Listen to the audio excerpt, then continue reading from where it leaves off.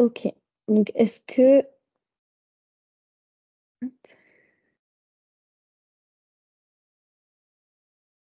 tout le monde voit mon écran? Oui, très bien. Parfait.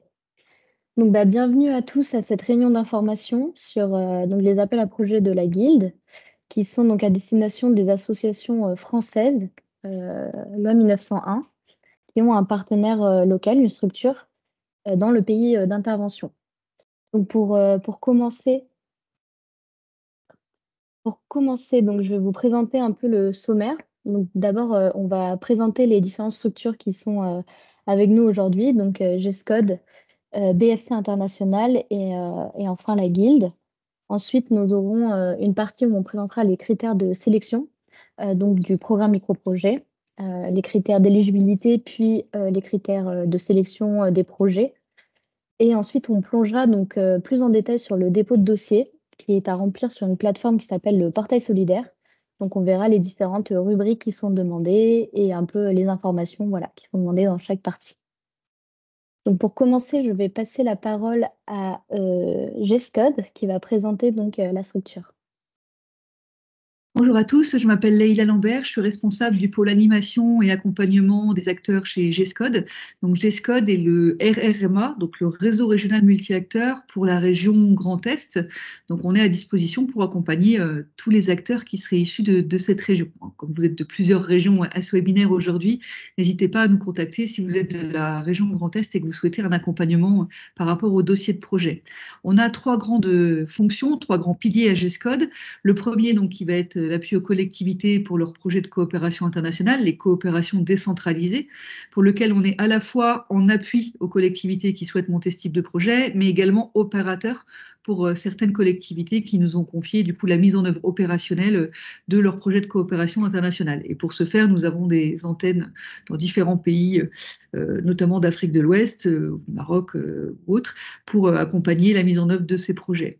Le deuxième pôle, qui est le pôle que je coordonne, c'est l'animation du territoire et l'accompagnement des acteurs, pour lequel nous accompagnons tous les acteurs de la région dans leurs différentes composantes. Donc, tout d'abord, un travail de veille, que ce soit de la veille en France sur les opportunités de financement, par exemple, mais aussi de la veille sur les situations internationales, de l'accompagnement aux porteurs de projets, de la formation collective ou des accompagnements plus individuels et différents types d'actions, notamment en lien avec les campagnes citoyennes, donc Festisol ou alimentaires. Je passe très rapidement sur nos actions, mais n'hésitez pas à consulter notre site internet et à savoir que nous avons un salarié dans chacune des anciennes ex-régions du Grand Est, donc une personne en Champagne-Ardenne, Jennifer Milon qui est présente là aujourd'hui, Gabriel Bajagi en région Alsace et Audrey Vicenci sur l'antenne de Nancy, donc en ex-région Lorraine, pour vous accompagner dans la mise en œuvre de différents projets, soit d'EXI, donc d'éducation à la citoyenneté et solidarité internationale,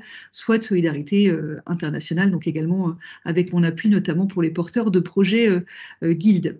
Donc le troisième volet, c'est l'envoi à l'accompagnement de volontaires de solidarité internationale, donc le fameux statut de VSI, ou également les statuts de volontaires service civique à l'international ou en France, tout type de volontariat et de mobilité jeunesse.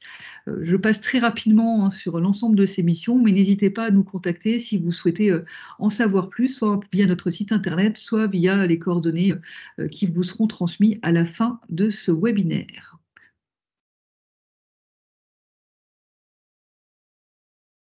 Merci beaucoup, Leïla. Je passe maintenant la parole à Mélissa qui présentera le réseau Bourgogne-Franche-Comté International. Merci Noah. Donc Mélissa Rosier, responsable du pôle programmes et partenariats internationaux au sein du réseau régional multi-acteurs Bourgogne-Franche-Comté International.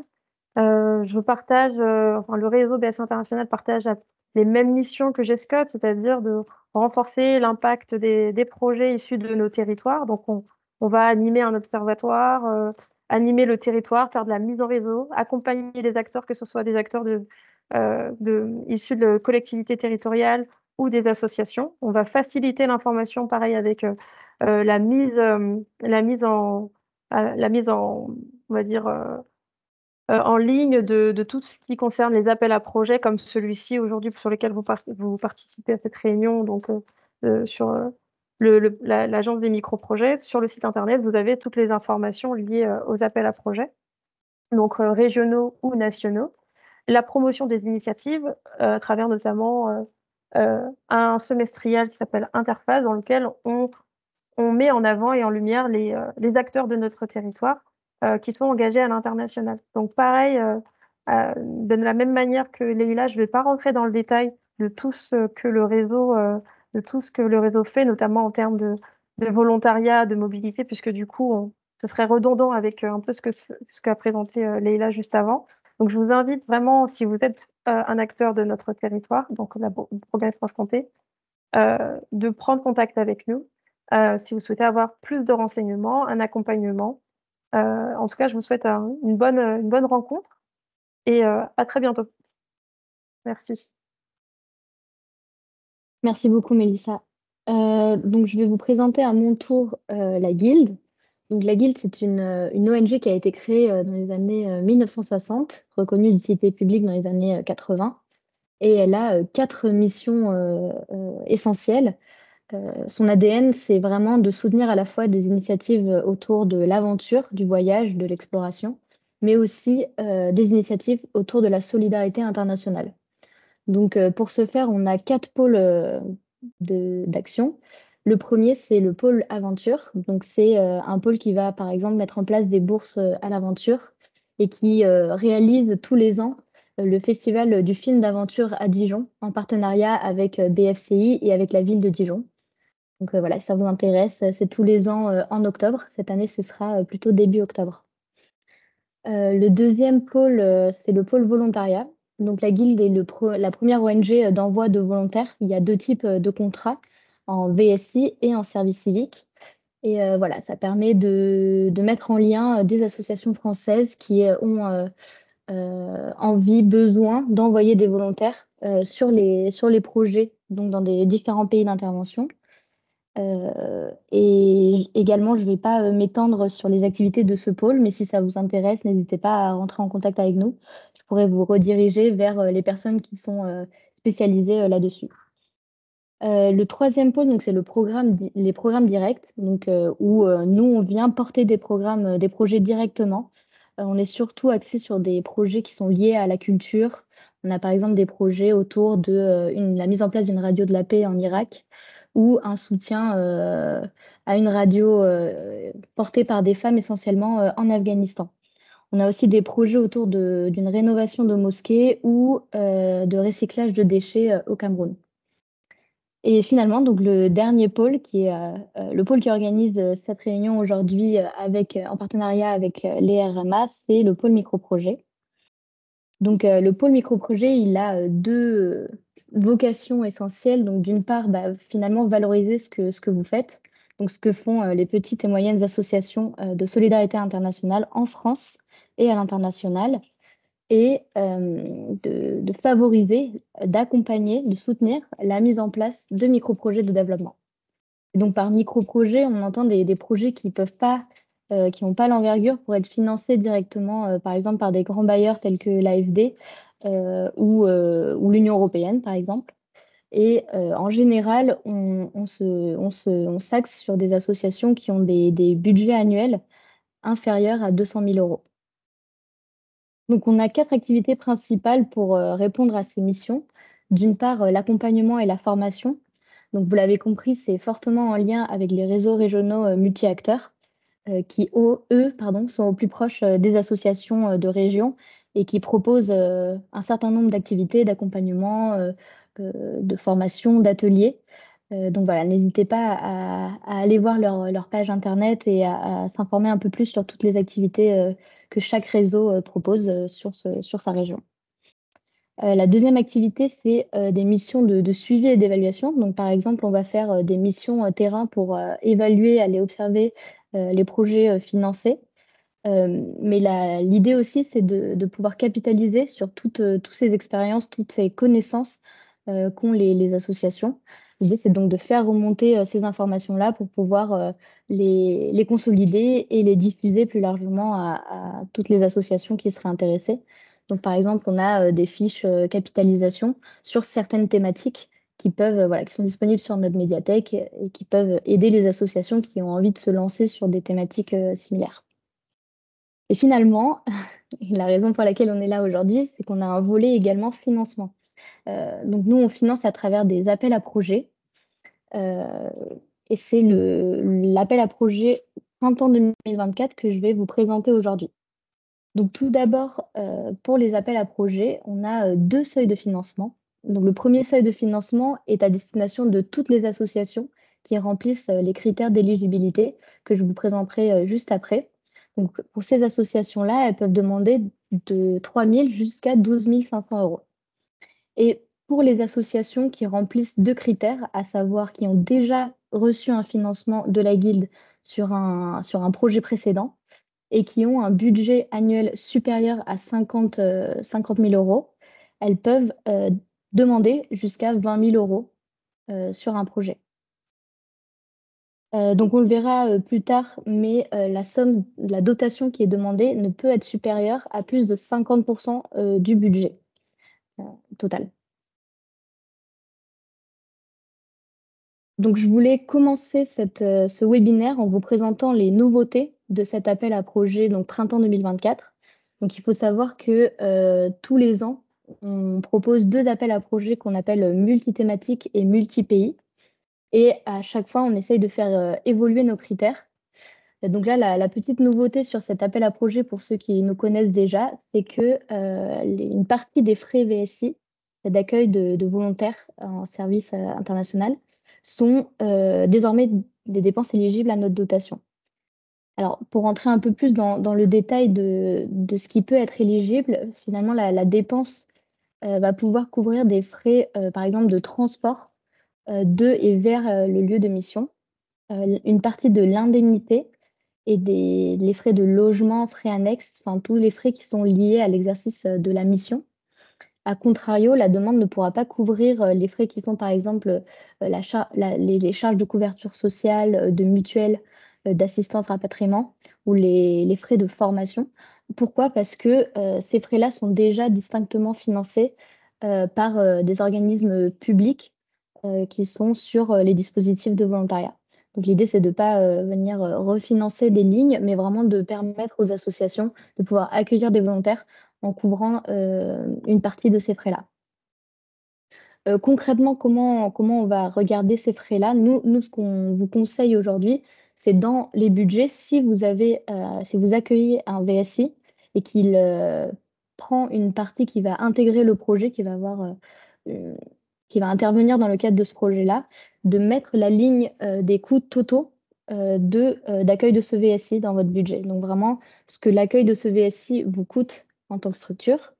Et nous, ensuite, après la présélection, on vous contactera pour aller creuser un peu plus sur justement les frais éligibles et non éligibles dont je viens de vous parler.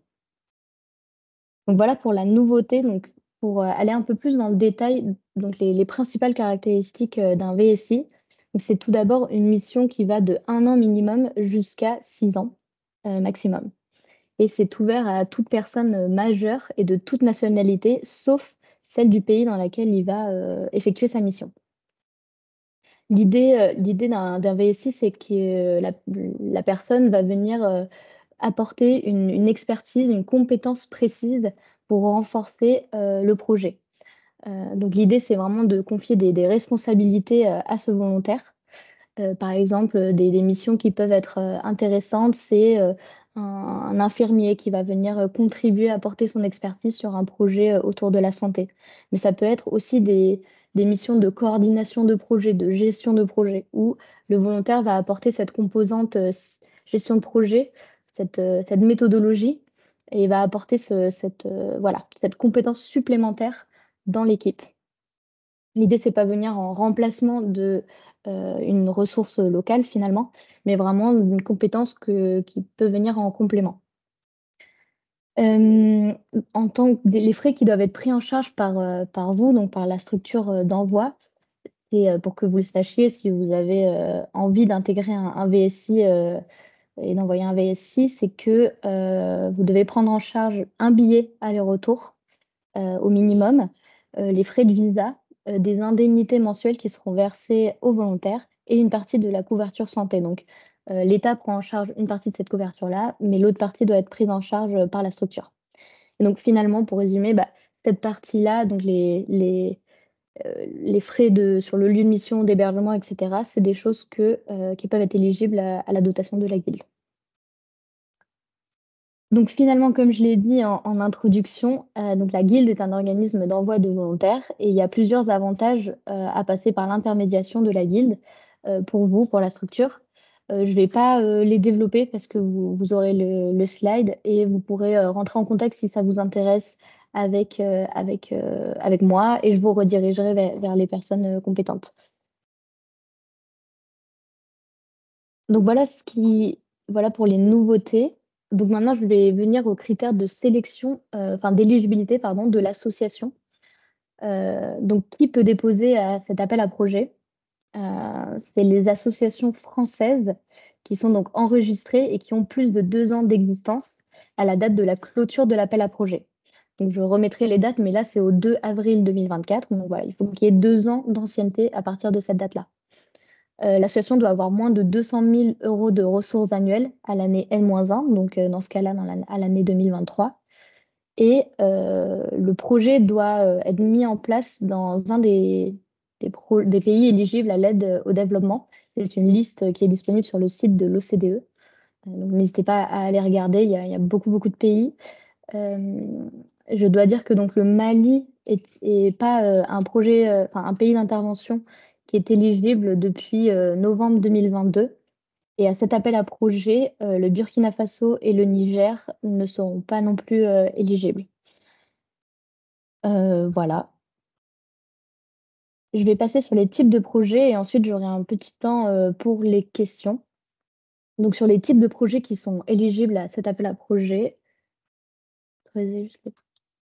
Donc d'une part, ça doit être des projets qui émanent d'une demande qui a été donc émise par les populations.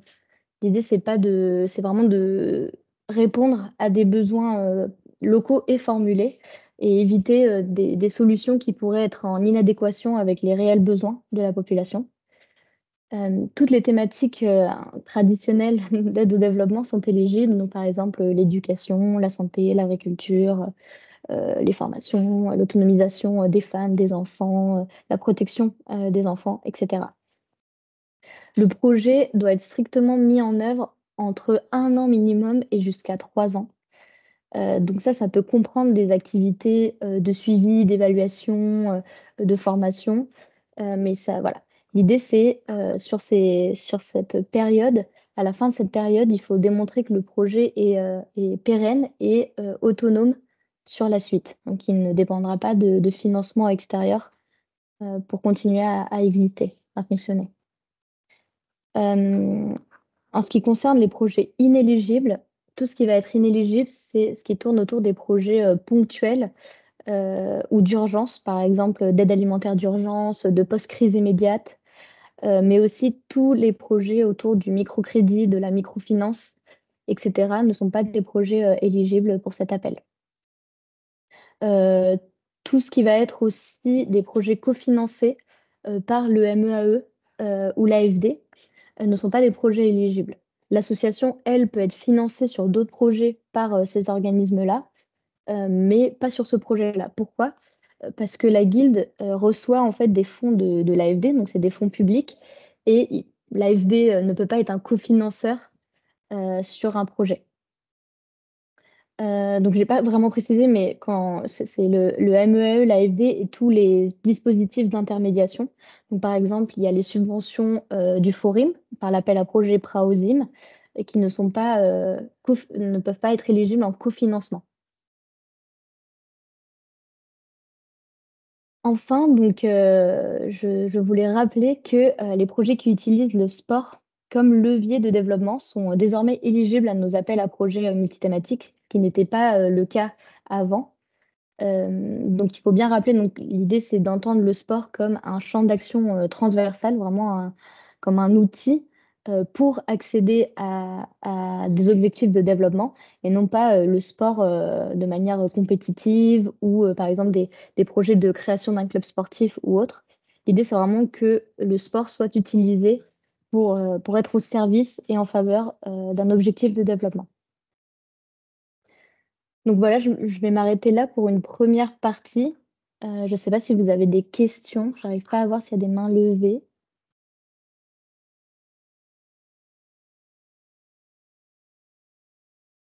Oui, je crois que Raoul, vous avez levé la main, c'est ça? Alors, bonjour à toutes et à tous. Je vous remercie pour cette présentation assez claire sur les actions de la guilde que je découvre pour la première fois. Donc, moi, je suis président de l'association Citoyens Solidaires. Alors, nous sommes malheureusement disqualifiés par rapport aux critères d'ancienneté parce que notre association a été créée en 2023, en janvier 2023.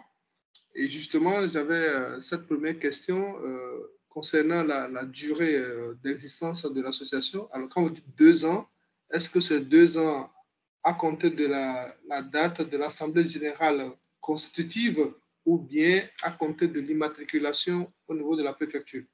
Donc, ça, c'est la première question. Ma deuxième question concerne la possibilité justement pour une association d'envoyer un VSI dans le cadre d'un projet. Alors, je voudrais savoir, est-ce que le budget de prise en charge du volontaire, est-ce que c'est compris dans l'enveloppe de la tranche de 3 000 € à 12 000 € ou bien c'est un complément par rapport à cette tranche budgétaire? Merci. Merci, monsieur. Alors oui, effectivement, la date, c'est à compter de la date d'immatriculation. Donc, on vous demandera comme pièce justificative votre enregistrement au journal officiel. Donc, c'est cette date-là qu'on prend en compte. Donc oui, malheureusement, vous êtes inéligible. Après, ça peut vous permettre aussi de comprendre les dispositifs de financement si dans 2 ans, vous souhaitez déposer chez nous. En ce qui concerne votre deuxième question, effectivement, ça prend partie dans la dotation demandée. Ce n'est pas des frais supplémentaires, simplement que les dépenses éligibles comprennent aussi cet envoi de VSI, ce qui n'était pas le cas avant, quand il y avait par exemple des frais d'indemnité pour le porteur de projet et que ce porteur de projet s'avérait être un Français envoyé sur place avec un contrat VSI, ces frais-là n'étaient pas éligibles, alors que maintenant ils le sont. Voilà la différence. Est-ce qu'il y a d'autres questions ou je continue? Il y aura d'autres moments où je m'arrêterai pour avoir des temps de questions.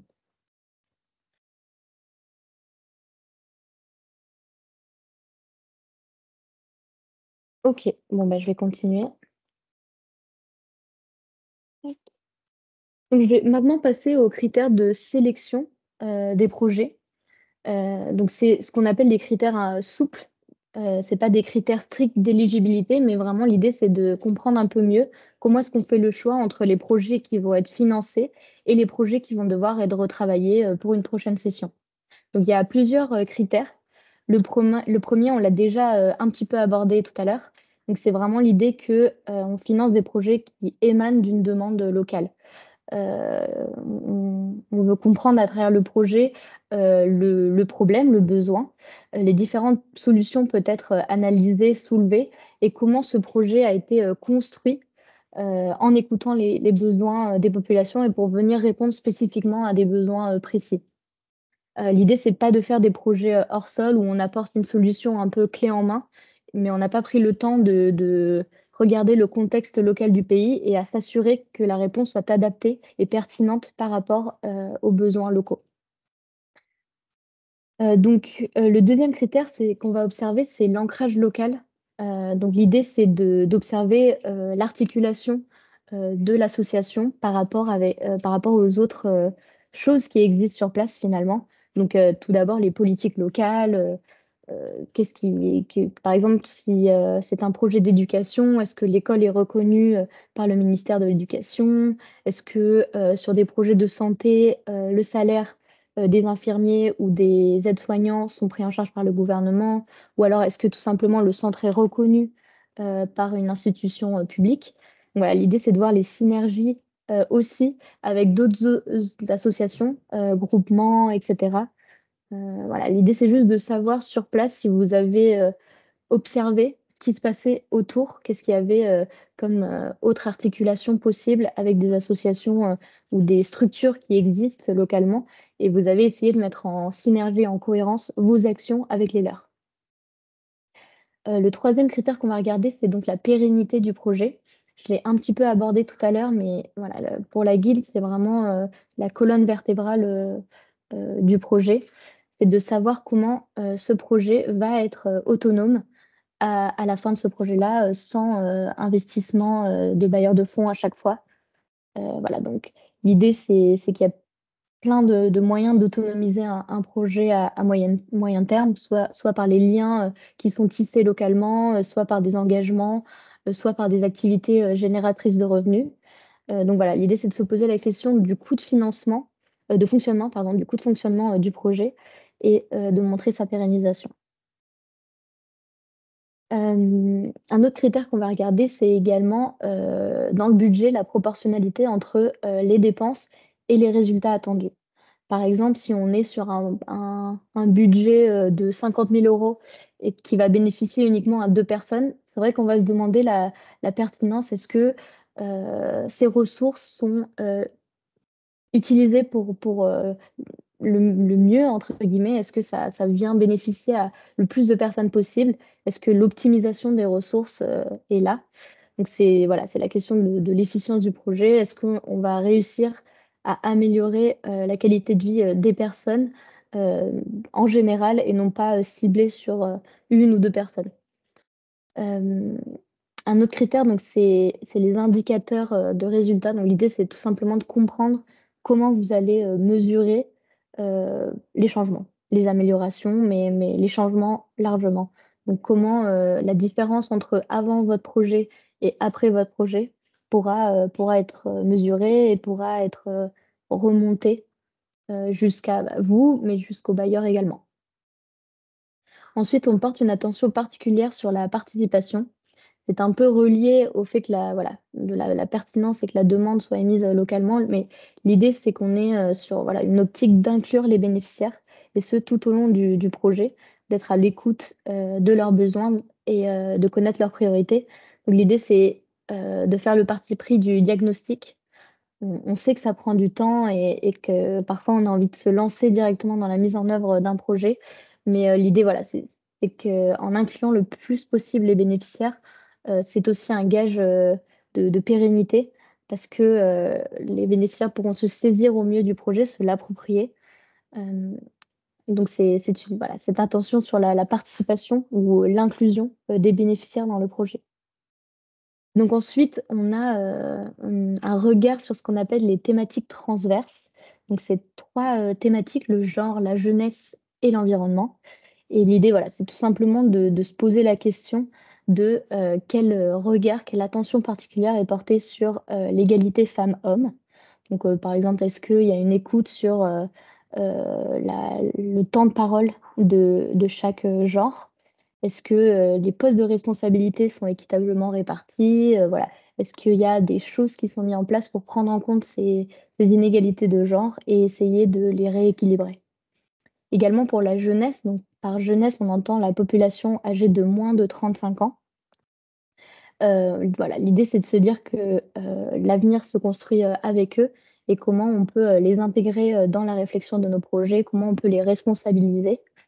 C'est un petit peu ces questions-là qui seront observées. Et donc finalement, l'environnement. L'idée, c'est de se dire qu'on ne finance pas des projets qui vont vraiment avoir un impact très négatif sur l'environnement, ou s'il y a un impact qui peut être négatif, comment est-ce qu'il y a une réflexion qui est menée pour essayer de rééquilibrer cet impact et essayer que notre projet ait un impact neutre, voire positif, sur l'environnement, sur le développement durable.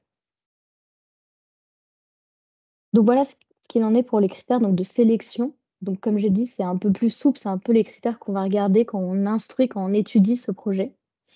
Et donc je vous ai remis l'agenda de l'appel à projet Printemps 2024, qui est donc ouvert en ce moment et qui se clôture le 2 avril à 23h59.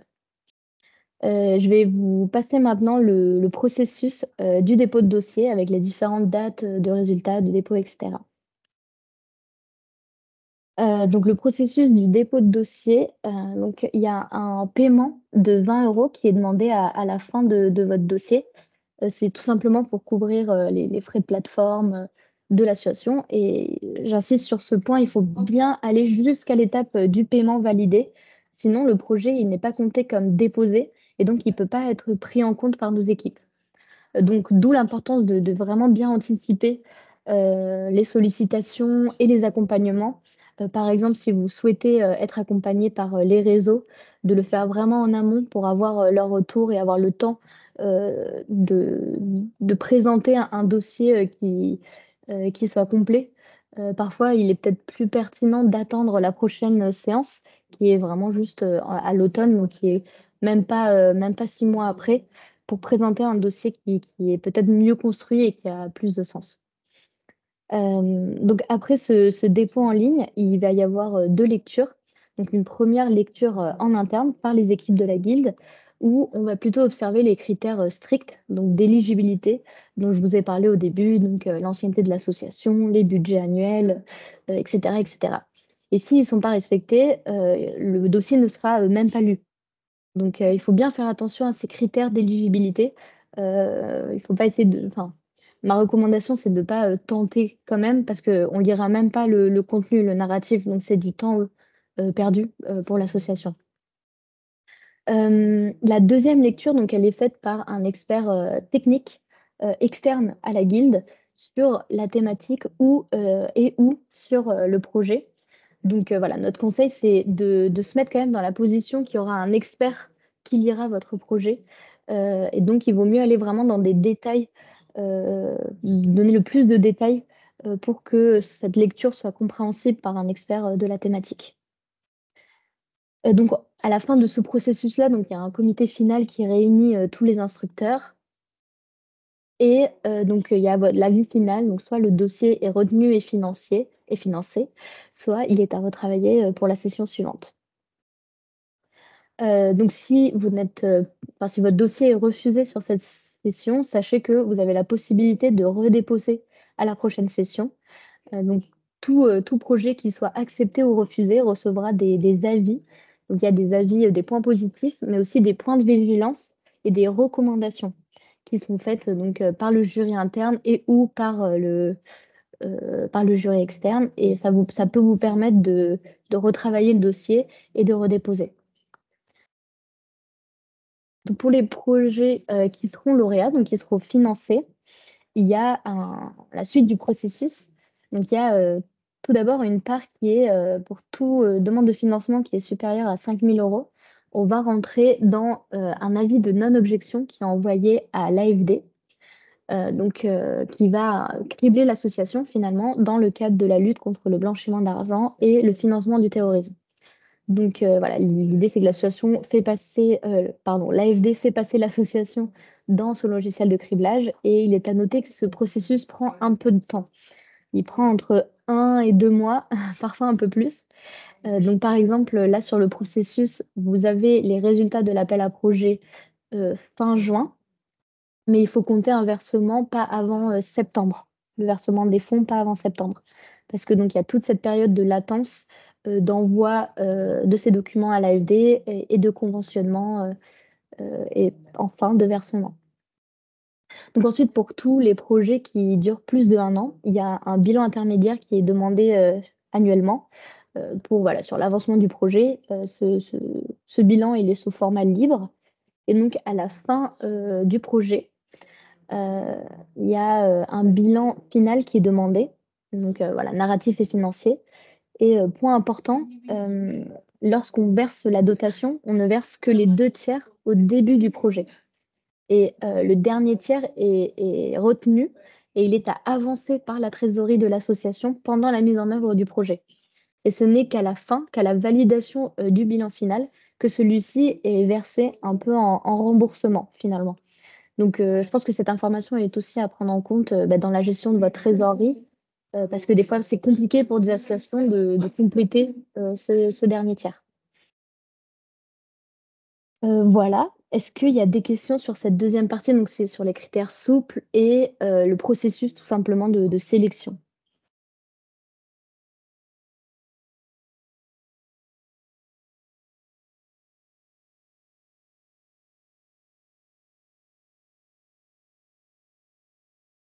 Bon, bah, je vois pas de questions. Je vais continuer, mais n'hésitez pas à m'interrompre. Encore une fois, je vois pas les mains levées, donc voilà. Donc, je vais maintenant passer à la présentation du portail solidaire. Donc, le portail solidaire, c'est notre plateforme de dépôt de projet en ligne. Donc, il est important de savoir qu'on reçoit aucune demande qui soit faite par papier ou par mail. Vraiment, toute demande de financement doit se faire à travers cette plateforme en ligne. Donc, c'est une plateforme qui a pour objectif de rassembler de nombreux acteurs. Donc, tout d'abord, les porteurs de projets, mais aussi plusieurs bailleurs de fonds et les accompagnateurs sur cette même plateforme. Donc, c'est voilà, une plateforme qui a vocation à être une plateforme, en tout cas d'échange ou de centralisation de certaines données. Et comme un exemple de cette vocation-là, on a un autre bailleur, vraiment qui est externe à la guilde, qui s'appelle la Fondation Agir sa vie et que vous pouvez solliciter à travers, la plateforme. Donc comme vous avez vu, ils ont leurs propres critères de financement. Par exemple, contrairement à nous, ils financent, les frais de fonctionnement si, vous démontrez que le projet est, viable. Et donc voilà, par exemple aussi, ils ne financent pas les projets autour de la santé, et de l'éducation. Voilà, si vous avez envie de solliciter ce bailleur, je vous invite à regarder leur site internet et de regarder leurs critères, qui sont vraiment distincts des nôtres. Et donc pour solliciter, les bailleurs, ça se fait au niveau du budget. Donc en fait, vous allez présenter, tout votre dépôt et c'est au niveau de votre budget où vous pourrez, choisir de solliciter soit que la guilde, soit que la Fondation Agir sa vie, soit les 2 bailleurs. Comme ça vous permet de faire un seul, dépôt de dossier pour solliciter 2 bailleurs. Si bien sûr votre projet répond aux critères de l'un et de l'autre.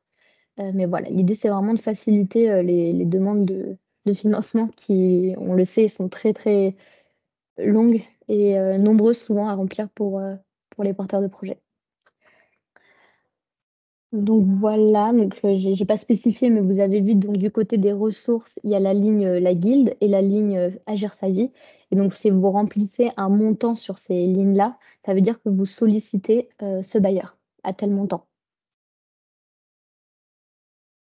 Voilà, donc sur le dépôt de dossier, on va regarder donc toutes les différentes, rubriques qui sont, demandées lors du portail solidaire.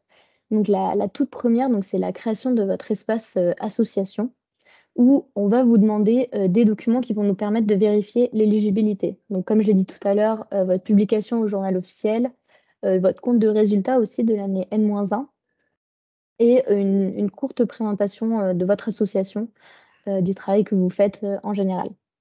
Ensuite, donc il va y avoir le choix de l'appel à projet. Donc ça, c'est, très important parce que parfois on en a plusieurs qui sont ouverts. Par exemple, on a l'appel à projet santé et développement qui est réservé uniquement aux associations, d'Occitanie, qui est ouvert en ce moment.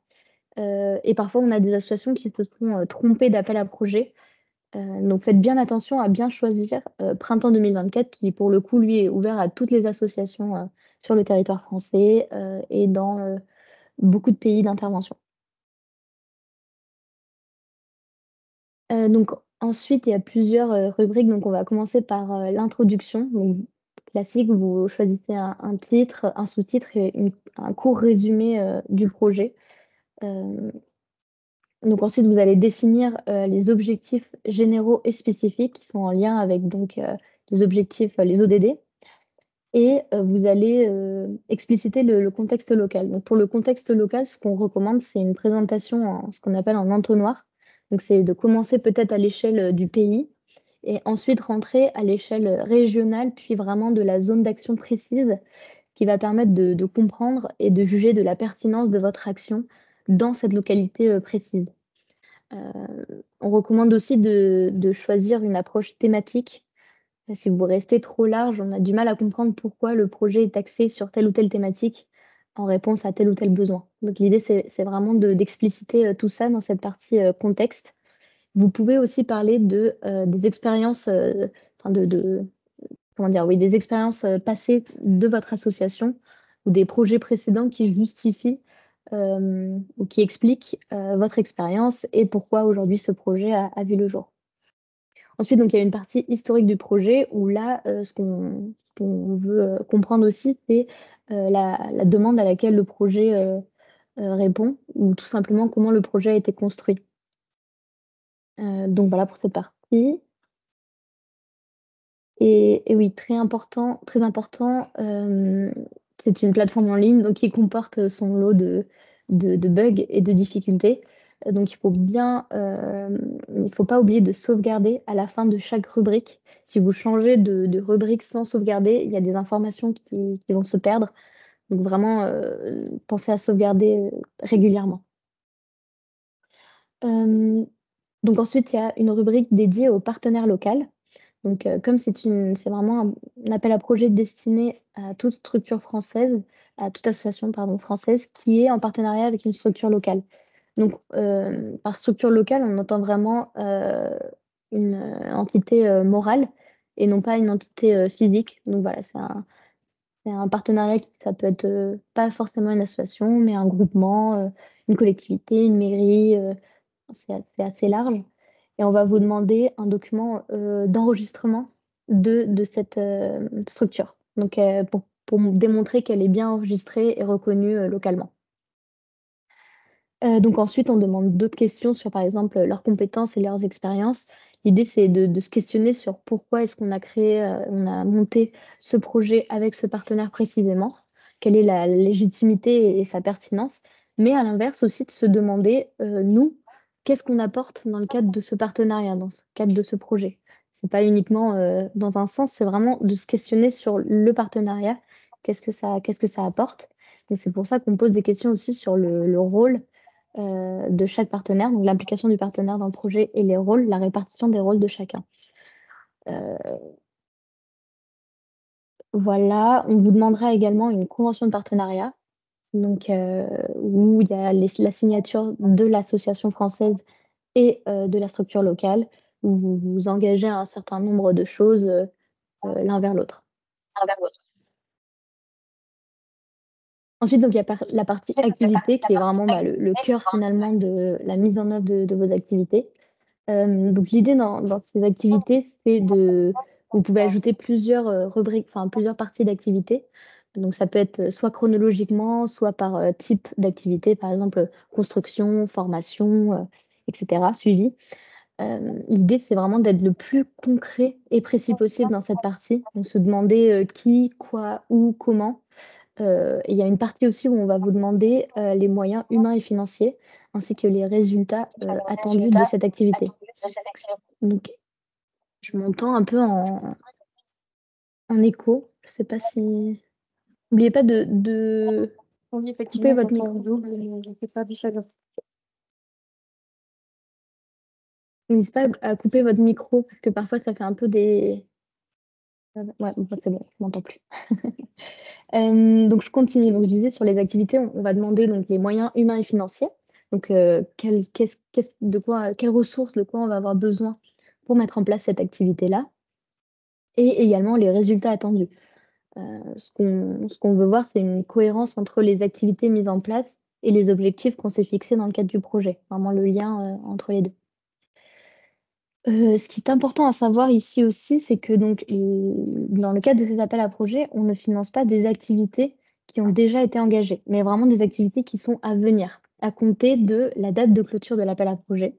Et là, par exemple, on financera que des activités qui vont avoir lieu à partir du 3 avril 2024.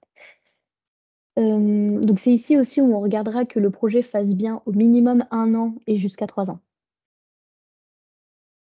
Voilà pour la partie activité. Ensuite, il y a une partie donc sur les bénéficiaires où on a distingué donc le nombre de bénéficiaires directs et le nombre de bénéficiaires indirects et où on vous demande d'expliquer un petit peu les critères de sélection ou les critères de ces bénéficiaires. Et puis ensuite, il y a plusieurs questions sur, leur implication qui permet de comprendre un petit peu comment leurs besoins ont été écoutés et comment ils sont, intégrés dans la réflexion et dans la mise en œuvre du projet.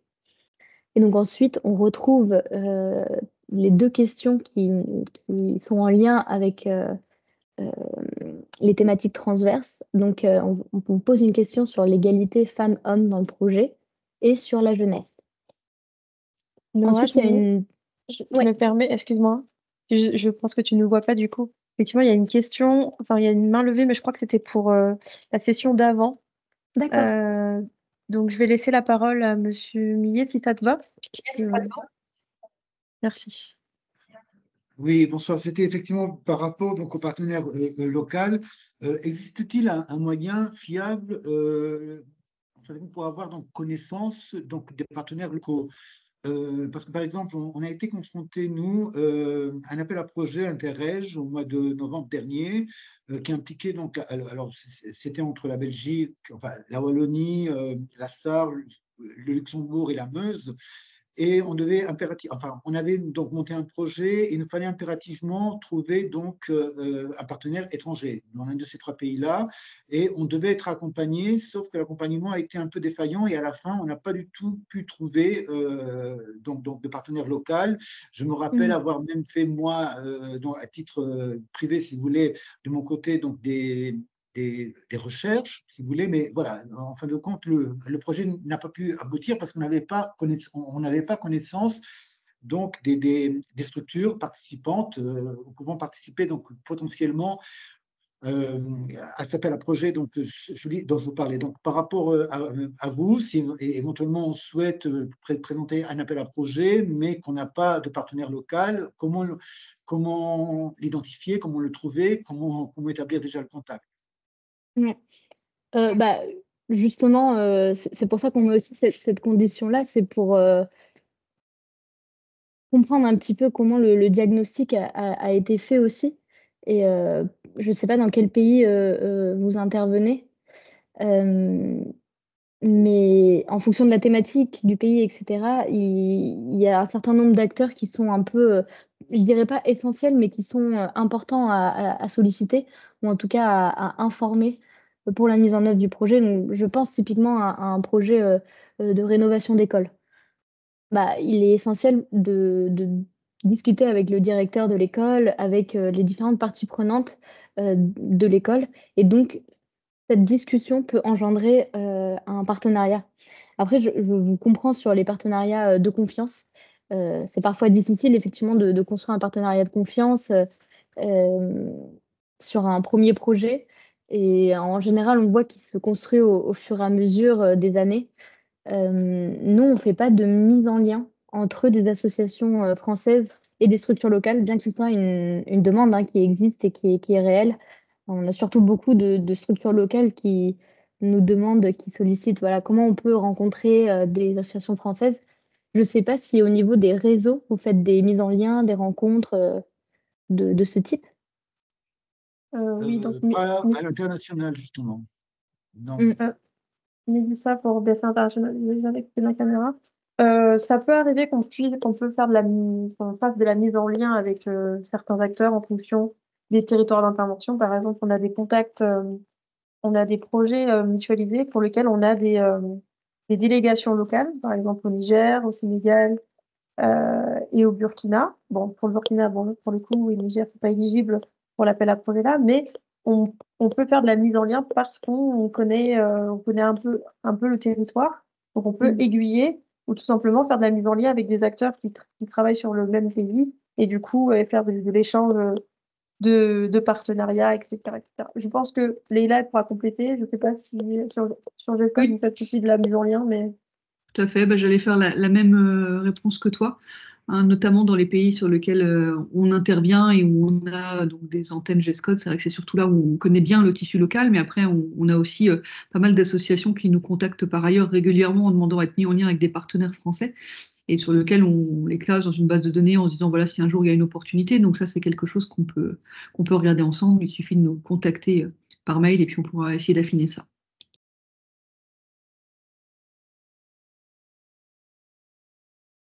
du coup, il y avait une deuxième question de Monsieur Raoul. Oui, effectivement, ouais, je voudrais enfin poser une question sur le même sujet de partenaire local. Alors, d'abord par rapport à aux critères d'ancienneté, est-ce que le critère d'ancienneté concerne aussi éventuellement le partenaire local s'il s'agit par exemple d'une ONG ou d'une association, en dehors des institutions publiques, je veux dire. Donc ça, c'est la première question. Et la seconde, c'est justement par rapport au rôle de ce partenaire local. Dans le cadre d'un projet, par exemple, co-construit ou à mettre en œuvre avec un partenaire local, lorsqu'une ONG française qui est porteuse du projet n'a pas normalement le droit, enfin, n'a pas une autorisation légale d'intervenir directement sur le terrain étranger et donc peut passer par une association locale qui est légalement enregistrée. Et ça dit finalement que on est dans une sorte de délégation de mise en œuvre du projet ou comment ça peut se passer dans ces conditions-là. Voilà. Je ne sais pas si je me suis Merci fait bien. beaucoup, Raoul, pour tes questions très pertinentes. Alors déjà pour la première, il n'y a pas de critères d'ancienneté pour la structure locale. C'est vraiment au niveau de l'association, française, qui est, redevable du projet et auprès, de nous, auprès du bailleur. Ensuite, donc pour ce qui est du partenariat, c'est très intéressant, c'est vrai. Pour nous, donc c'est un partenariat, qui se veut, équilibré. Qu'est-ce qu'on veut dire par là? C'est que le projet a vraiment été co-construit, aussi bien par l'association française que, par le partenaire local et où chaque, acteur va apporter, une expertise, une compétence. Parfois, le modèle qu'on peut un peu voir, c'est que, la structure locale a une connaissance terrain et des acteurs beaucoup plus fine que ce que pourrait avoir l'association, française. Donc elle va apporter cette vraie connaissance, des acteurs, du terrain, des prestataires, de tout ça, qui va permettre de renforcer et de construire un projet, concret, faisable, avec la réalité terrain. Et parfois l'association, française a une connaissance aussi, peut-être des financements qu'elles peuvent acquérir, qu'elle peut aller, chercher et donc elle apporte cette expertise-là. Là, c'est vraiment juste un exemple, mais il y a plein de types de partenariats et différents. Moi, je le vois pas comme l'association française n'a pas le droit d'intervenir sur place. C'est pas une délégation, c'est vraiment un projet qui est porté par 2 acteurs en partenariat. Et l'idée, c'est vraiment, nous, ce qu'on veut comprendre, c'est pas une association française qui, trouve les financements et qui délègue la mise en œuvre du projet, mais vraiment, voilà, qu'il y a un équilibre, que voilà, que l'association française pardon, la structure locale n'est pas finalement, «prestataire» entre guillemets de l'association française. Donc voilà, c'est ça qu'on veut voir, c'est vraiment un partenariat équilibré où chacun c'est pour ça qu'on demande donc la répartition des rôles, l'implication du partenaire local dans le projet. C'est pour comprendre, comment est construit le projet et comment ces rôles-là permettent un équilibre. Je ne sais pas si ça répond à votre question?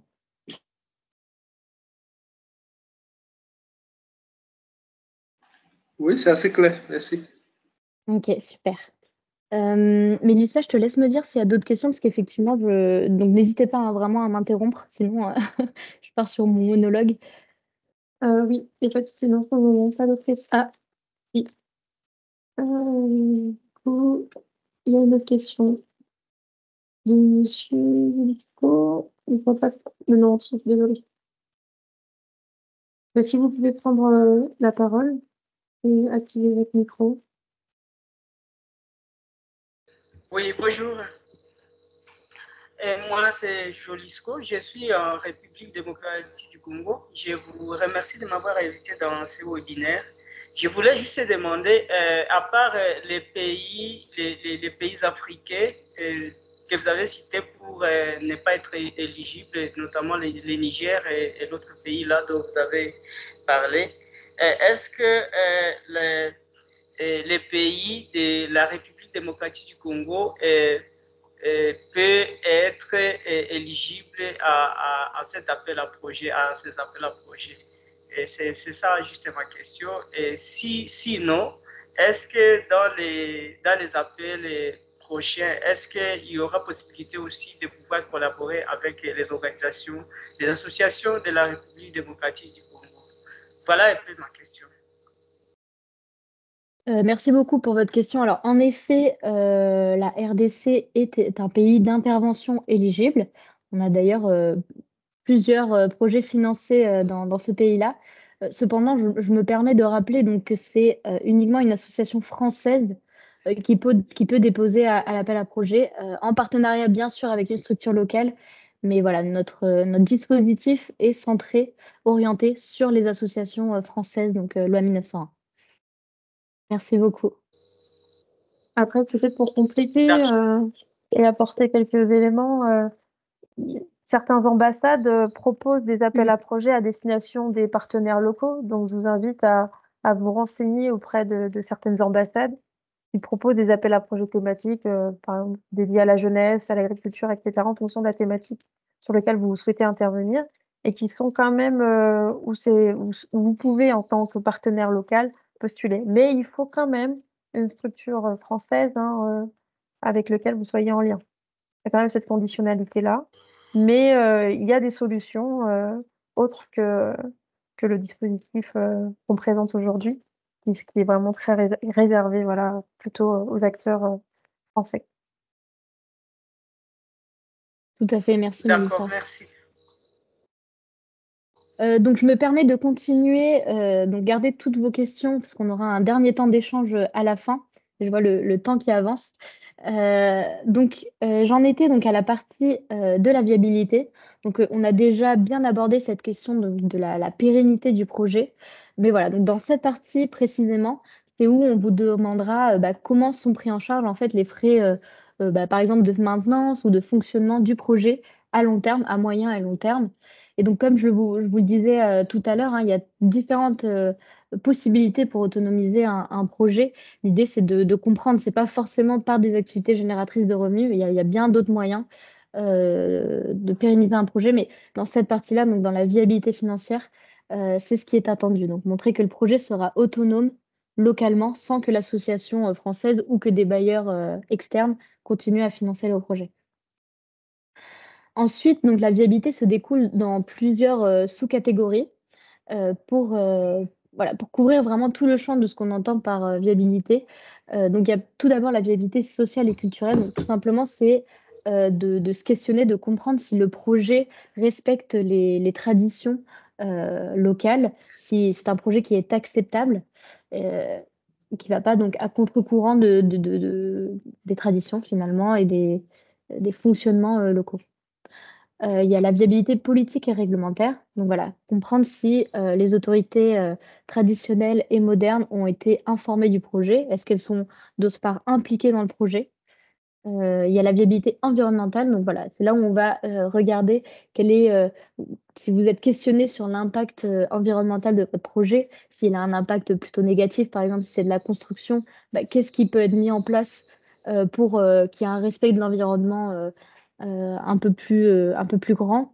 L'idée, voilà, comme je vous ai dit, c'est pas d'arrêter tous les projets qui peuvent avoir un petit impact négatif sur l'environnement, mais de se questionner sur comment on peut réajuster, comment on peut faire un équilibre quand c'est le cas. C'est aussi peut-être re-questionner nos méthodes. Si par exemple, on fait le choix parfois d'acheter des choses, enfin des équipements et de les faire venir par exemple en conteneur ou autre, de se questionner un petit peu sur l'impact environnemental de notre projet, d'explorer d'autres peut-être solutions qui sont disponibles. Alors, c'est pas toujours possible pour tous les projets, mais voilà, l'idée, c'est de voir s'il y a une réflexion qui a été menée de ce côté-là.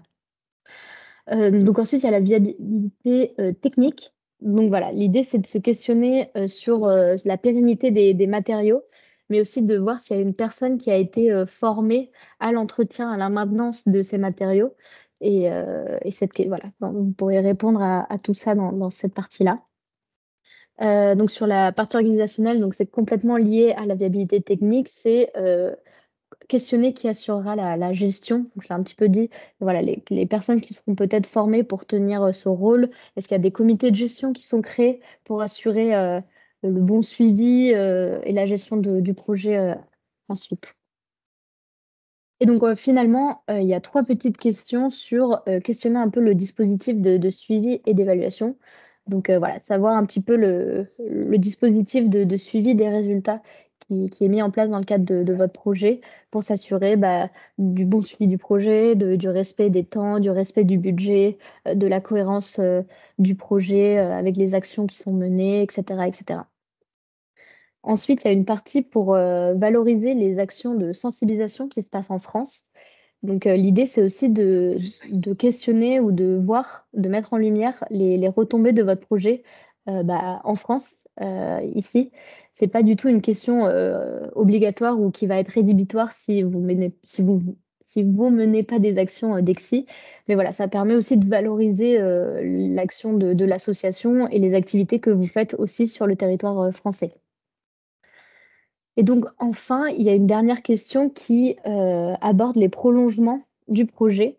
Donc, parfois, il n'y en a pas. Encore une fois, ce n'est pas une question rédhibitoire, mais c'est de savoir si le projet est un projet pilote et a vocation à être répliqué, si c'est un projet justement qui va être, qui est mis en place sur une autre zone, s'il y a des suites, des élargissements qui sont prévus. Voilà, cette question est là pour que vous puissiez mettre ces éléments-là. Je vais passer à la partie budgétaire. Donc voilà, l'idée c'est que quand vous présentez votre budget, il doit y avoir un équilibre entre les dépenses et les ressources.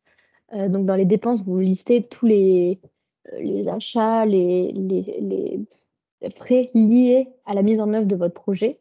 Notre conseil, c'est de le ranger par type de dépenses, c'est ce qu'on voit le plus courant. Donc, par exemple, ce que je disais tout à l'heure, mais des frais de construction, des frais d'aménagement, des frais de formation, des frais de suivi éval, ce qui permet de comprendre l'équilibrage et les frais de mise en œuvre de votre projet.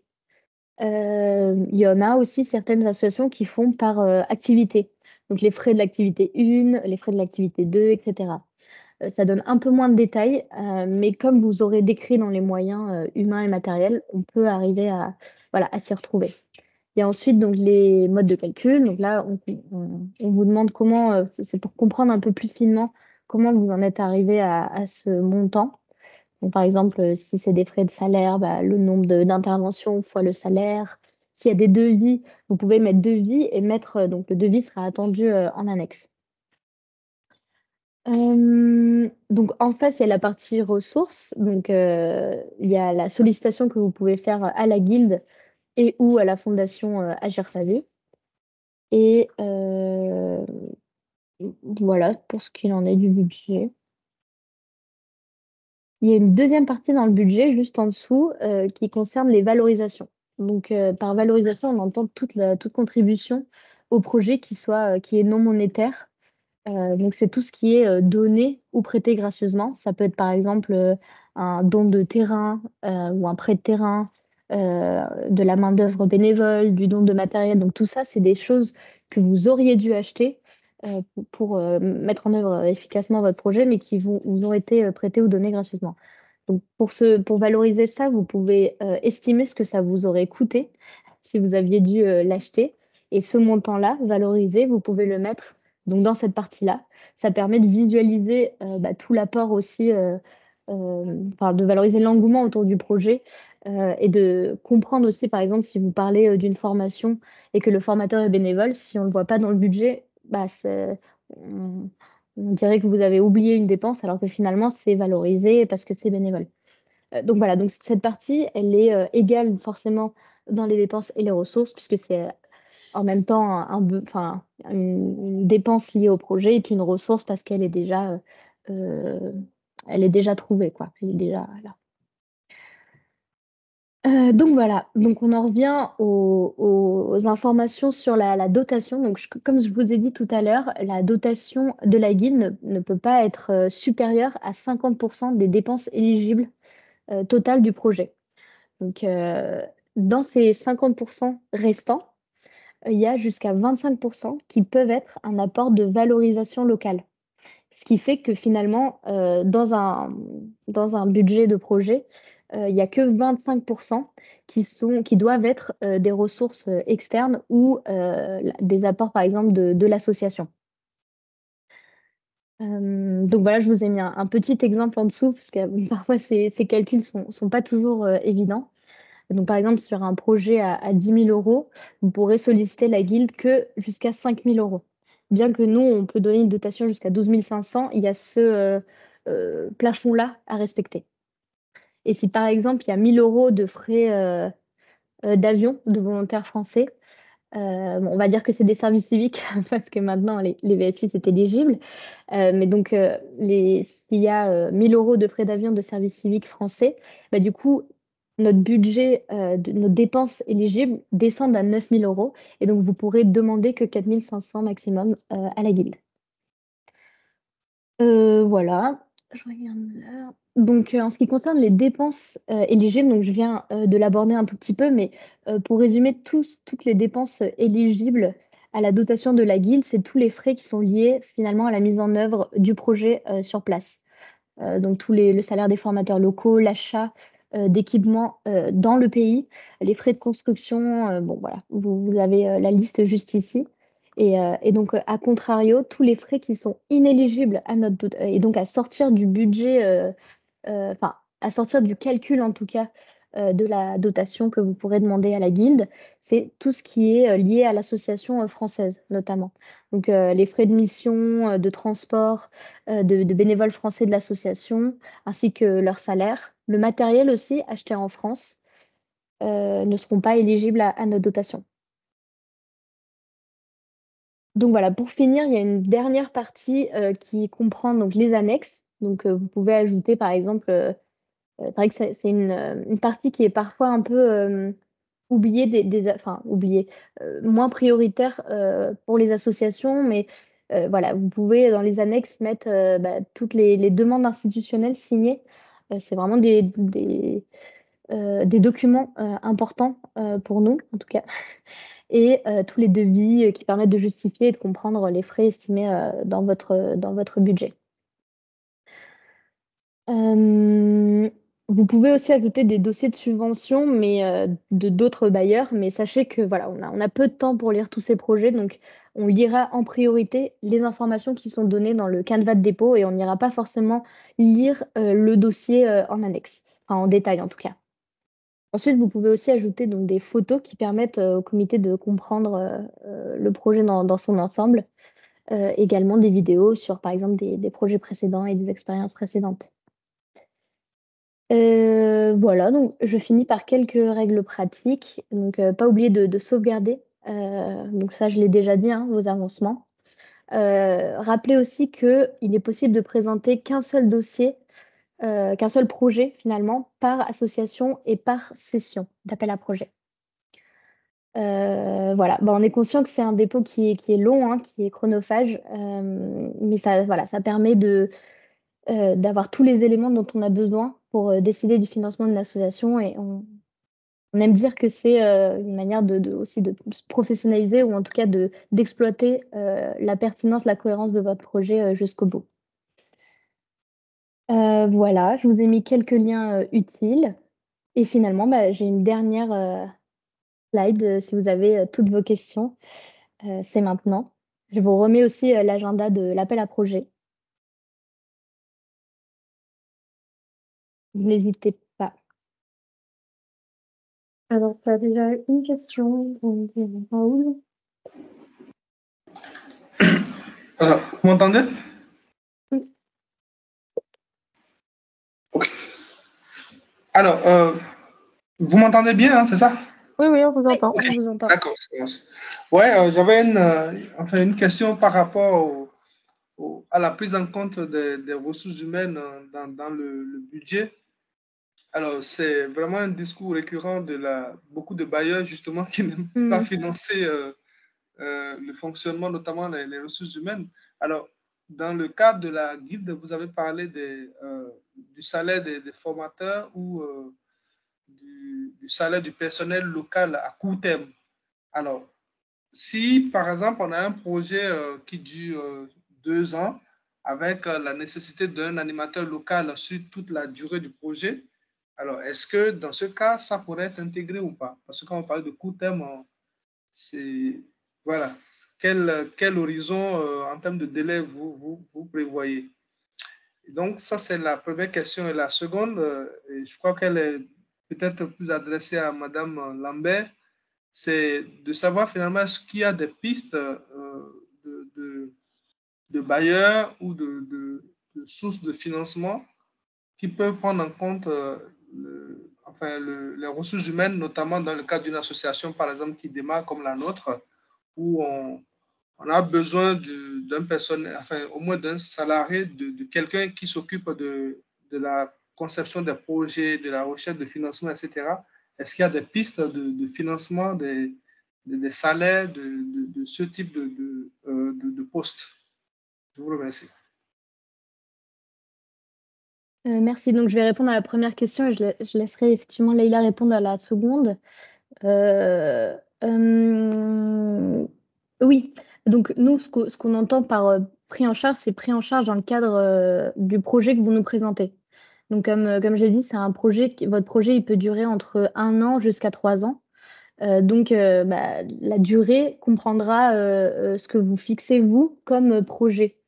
Ensuite, donc c'est vrai que si on prend en charge 24 mois finalement de formateurs,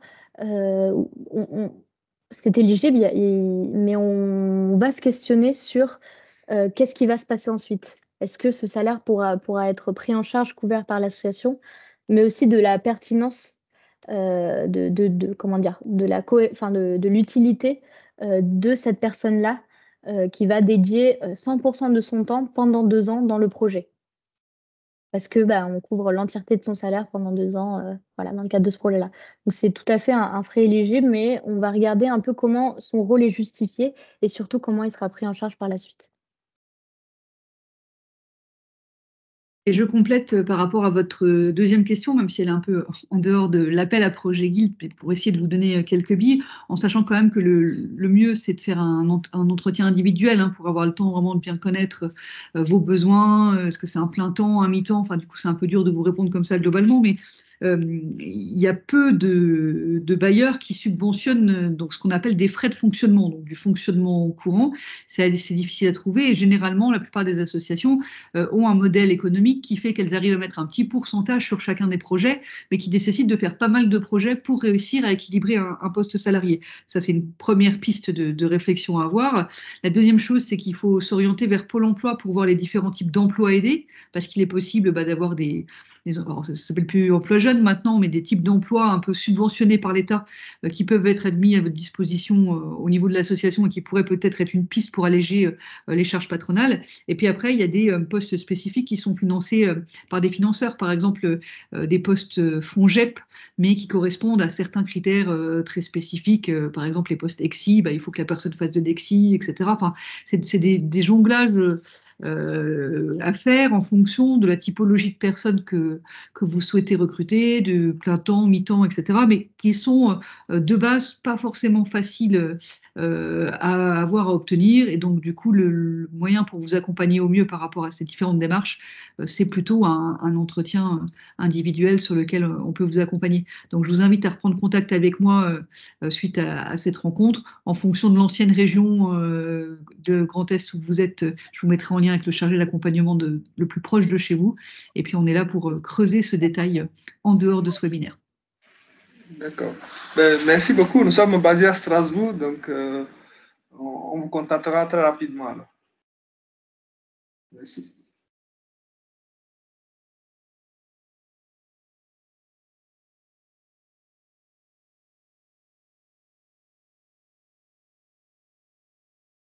Est-ce qu'il y a d'autres questions?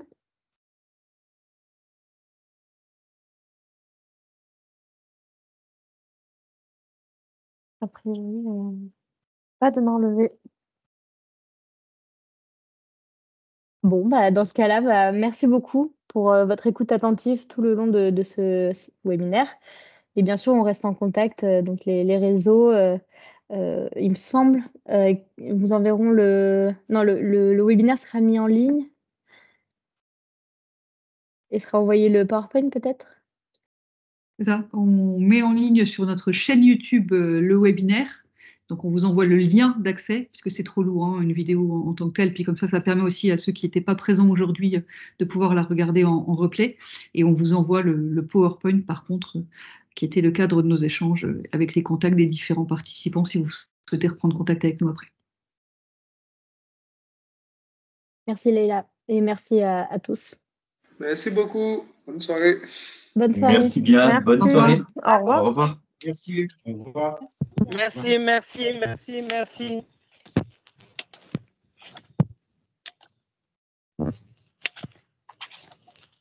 Tu coupes l'enregistrement? Ah oui. Arrêtez le